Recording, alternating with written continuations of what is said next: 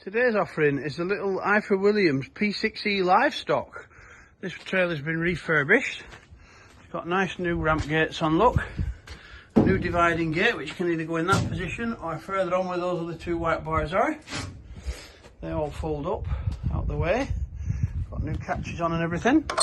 It's got LED lights, front and back. Brand new suspension units, brand new wheel hubs, brand new bearings on both sides. New LED marker lights at the front, new light socket. Every single light's working as it should do. Original ID plate, no issues at all. Has a really good spare wheel.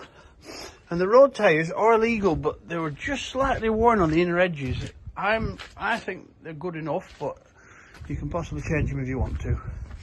You can actually buy these wheels brand new with the tyre on for 48 quid. So it's not. I'm not going to break the bank. There you go. What a nice little compact outfit that is. Watch the rest of the video. See the lights working.